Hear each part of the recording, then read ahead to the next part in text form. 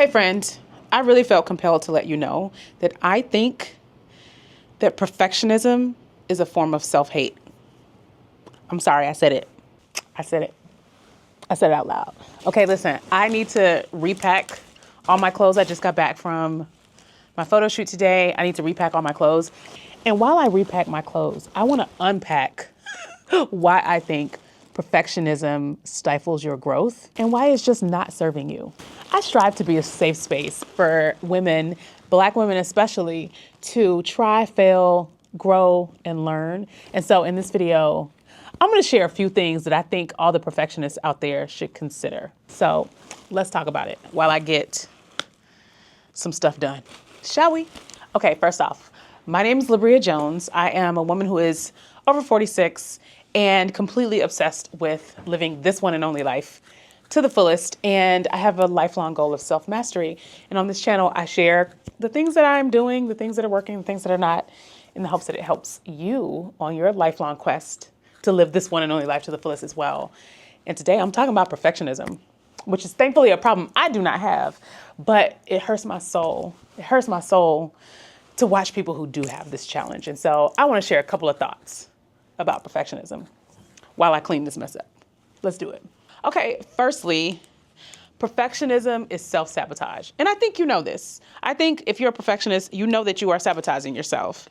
But one of the things I want to call out specifically is that a lot of perfectionists kind of hide behind this idea of, I just have high standards. Oh, I just have high standards. And I hear you, and I'm not saying your standards are not high, but what I'm also saying is that those of us who are not perfectionists don't have low standards. I don't have low standards. And so I hear you on your standards being high, but I also feel like, I'm going to say this and I'm going to hold your hand when I say this. I feel like that's an excuse. Because really, it's not about your standards. It's about fear. And if we keep it real, it's about self-criticism. That's what it's really about. Because you are telling yourself that what I have isn't good enough. What I want to do isn't good enough. It needs to be up here. It's not good enough. And what you're also saying is, I'm not good enough, or I don't know enough, or I'm not ready. Which is also kind of saying I'm not worthy. And you are very ready and very worthy and absolutely good enough. And so really, this is like a whole lot of negative self-talk disguised as I have high standards. Because you can have high standards and still go and try things and go and do things and not wait to be perfect. Trust me, you can. And I know a lot of perfectionists are afraid of looking stupid. And I'm gonna be honest with you. Just imagine telling somebody they look stupid for trying something. Who was that? Some rapper. Was it A$AP Rocky? That was like, what you look like clowning somebody for trying in this world, in this one and only life. That's what you're doing to yourself though. Clowning yourself for trying. And I think part of the problem is putting pressure on yourself to get something perfect. And I really wish my perfectionist friends would stop putting so much pressure on themselves to be perfect or to get something perfect or for it to be perfect or the conditions to be perfect. And instead of feeling the pressure and putting the pressure and doing the self-criticism, be excited about the progress or be excited about a potential outcome. Even if that outcome is just you learned something because you didn't do it well. So now you're learning. I think if we could stop hiding behind the idea of having high standards and lean more into, I have a high curiosity to see how things will play out. I would love that for you all. And I get it. You're afraid of being embarrassed. You're afraid of looking stupid. You're afraid of being ashamed. You're afraid of failing. I want to just tell you my next key call out is discomfort is not dangerous. We keep trying to eradicate discomfort as if it's a disease or a plague or something that will literally kill us. Discomfort is not dangerous. Not only is it not dangerous, A, it's survivable, and B, it's temporary. It doesn't last. Like your grandmama told you, baby, trouble don't last always. I'm so glad. Trouble don't last always. It doesn't last. It's temporary. Think about the last time you failed at something or you didn't do something well or you look stupid. You might have been embarrassed and it might have been uncomfortable, but did you implode? Did you become homeless as the result of trying something out? You're still here. You're still alive. You're watching this video. You're fine. You made it through. You survived. You remember when we were kids, or you may remember this if you have kids. It may be more recent for you. You remember when we got to the point where like everything hurt and it felt like our skin was too tight on our body and we were just aching for no reason. And we would go to the doctor and they would tell us we were having growing pains. You remember that? We were uncomfortable because we were growing. Discomfort is temporary, and we made it through that. We made it through that. Discomfort is temporary. It's not dangerous. It's survivable. And more importantly, it is necessary for growth. Like, we literally went through growing pains and we were uncomfortable in the process of literally and physically growing into being adults. You lived through that. Just saying. Jesus is a lot of clothes. My third call out for you, friend, is that honestly, it's just not fair. I happen to be very much a Libra, and I am obsessed with fairness. And you are not being fair to you. And I don't like that. I don't like it. I don't like it. You are not being fair to you. And I'm not a fan. Now, what do I mean by that? It's not fair to you.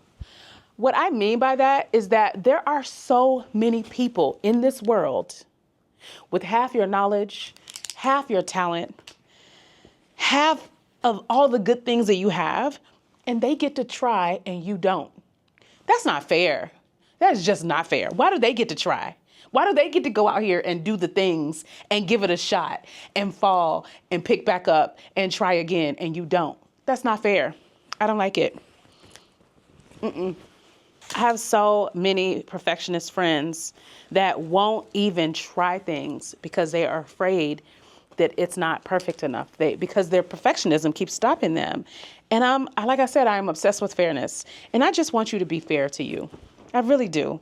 I want you to get the chance to try things just like other people do. Try it out. Do well or don't do well. I just want you to get the chance to try. Because here's the thing about trying things. When you try things, you get to learn, you get to grow, you get to improve your self-efficacy because you get surprised at what you were able to accomplish. You get more knowledge and more practice because even if you fail, you got to learn. And if you don't even try, you don't get to do that. You don't get to boost your self-efficacy. You don't get to find out what you're capable of. And you don't get to learn anything new. I don't like it. It's not fair. That's it. That's that on that. This is my last call out. And then I'm going to say two things that I would love for you to consider. If you don't mind, because we friends and I care about you. Okay. All right. The last thing I will call out is that you deserve the grace that you give to other people.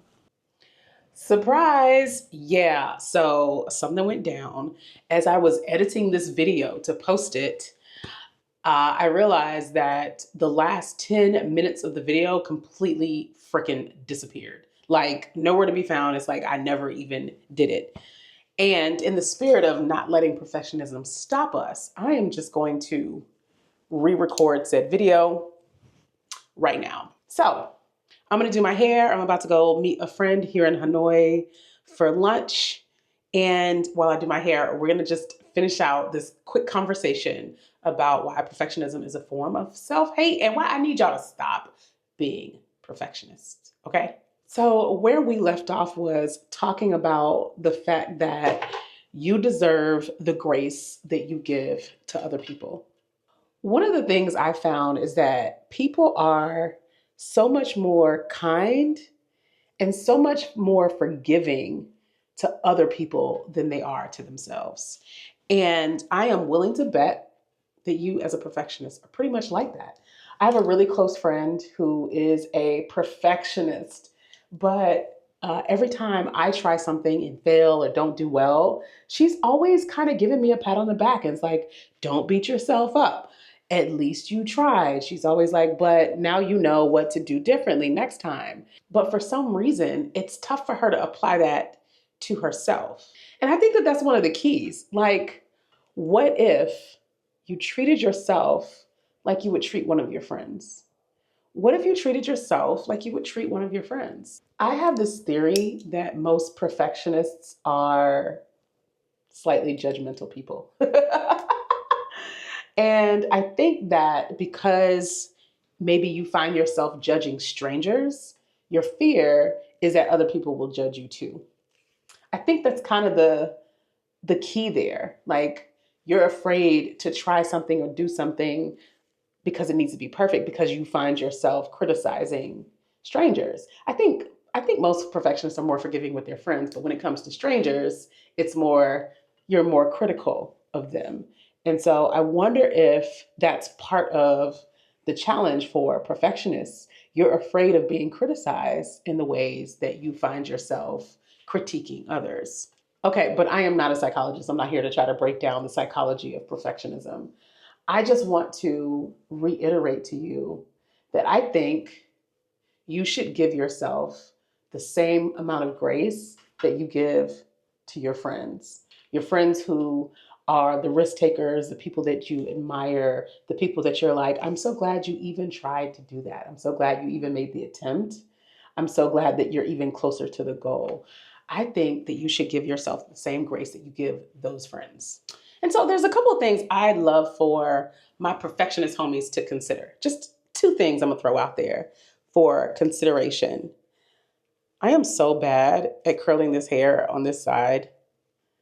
I I really wish someone had told me how much work human hair wigs were gonna be.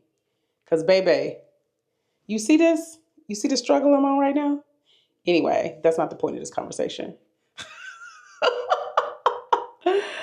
The point of this conversation is two things that I want you to consider as a perfectionist to kind of try to combat perfectionism a bit.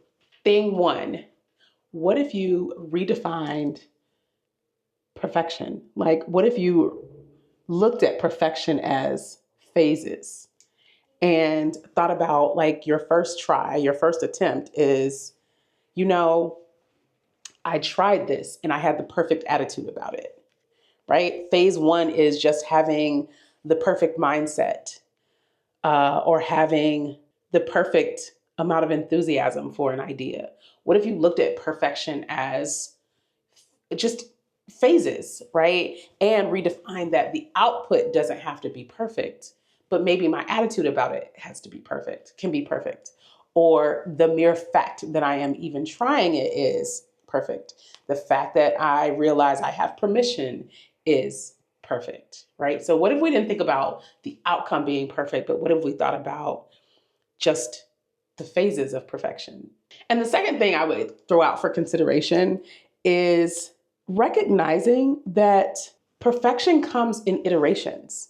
Nothing starts out being perfect. You cannot perfect something if you don't start something. Maybe thinking about the fact that you are on a quest to perfect something. Like it doesn't have to be perfect for you to start the thing. You are starting the thing so that you can perfect it. Because perfection is a process of iterations, and you cannot perfect something you aren't iterating on. And you cannot iterate on things if you're not starting them or trying them. I mean, I gotta say, it is really tough knowing so many amazing people with amazing things they wanna do, but perfectionism is holding them back. You know, honestly, my hope for you, if you are a perfectionist, is that you get more comfortable with trying before it's perfect and accepting that nothing will ever truly be perfect. Also, I'm sending you a big hug because I know that perfectionism is frustrating. I know that it's frustrating. I'm sure it is. But friend, I want you to know that I see you and I empathize with you. I really hope that perfectionism is something that you can push past in 2025. Okay, I'm about to finish getting dressed and go out and meet my friend for lunch here in Hanoi. In the meantime, I think you should stick around and go watch this video on the 16 things that I'm doing to fall madly in love with myself this year. Enjoy.